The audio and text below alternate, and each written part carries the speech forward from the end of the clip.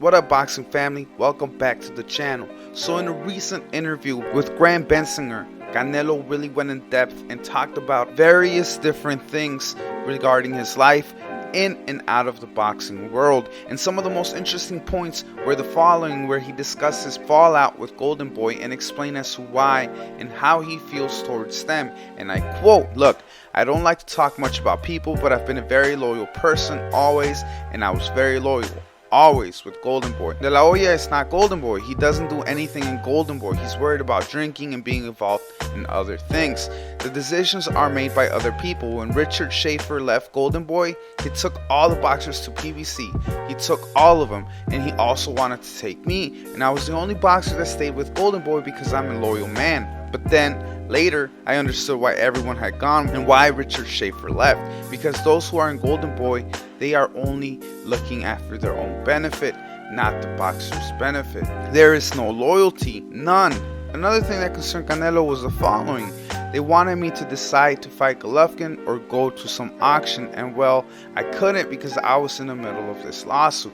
I couldn't do it, so no, just take it away. I have no problem with them taking it away, meaning the belt. Anyway, he continued with, the other belt they took away, Golden Boy never told me they were taking away.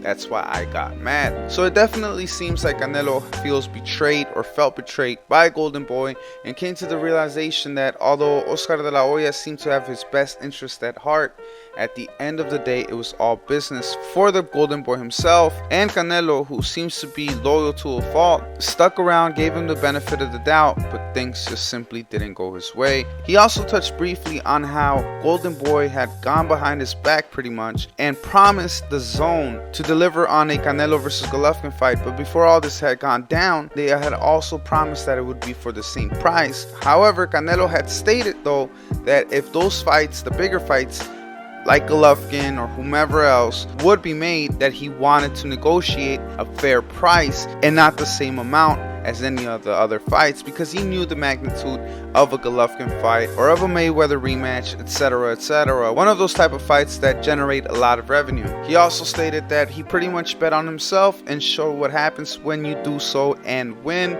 He took the risk, he took the gamble, and at the end of the day it paid off, and it really has. He seems to be extremely happy with being a free agent. He's able to float around, fight on whichever network he so pleases, and make whichever fights he wants with as little time in between the fights as he also deems favorable.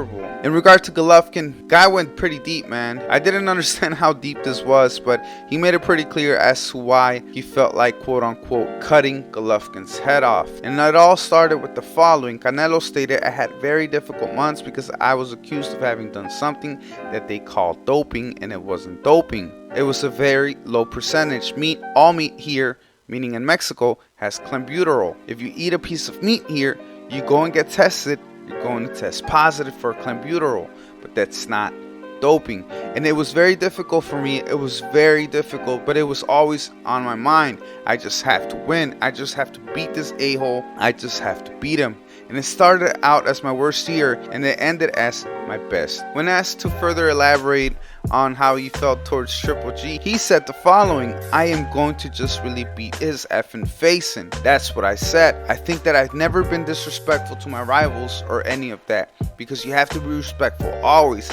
But he was one of the persons who I have most wanted to cut their head off. So yeah, the anger, the animosity between Triple G and Canelo was pretty deep, and it continues to be that way because it seems like Canelo will never give Triple G a third fight, especially now that he's situated at 168, and it definitely doesn't look like he'll be stepping down in weight just to give Triple G another shot, another payday, especially seeing as how he really feels about the guy. Regardless, I think that fight is in the rearview mirror now. I really do think so, because Triple G is much older now and they're in completely separate weight classes, and I really don't think the interest is there anymore. Regardless, it's pretty nice to see Canelo in more of his element, being himself a little bit more, being more animated, and I feel like ever since he has left Golden Boy, he has been able to express himself a lot more, whether it's through interviews or Instagram videos or whatever it may be. It really seems like Canelo has came out of his shell and he's really showing a different side of him. And nevertheless, guys, we're only about a week and a half away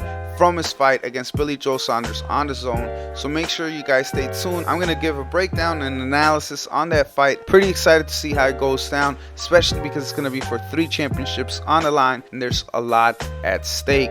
Regardless, guys, I hope you enjoyed the video. Like I said, if you want to check out that interview, which I suggest you do, especially if you found this video interesting, there's a lot more where he discusses his brother's kidnapping, corruption in Mexico, amongst other things, boxing related and non-boxing related. Regardless, guys, make sure you hit that like button, subscribe, and leave a comment in the comment section below if you want to discuss anything on this video or interview. Regardless, guys, I really appreciate you for tuning in.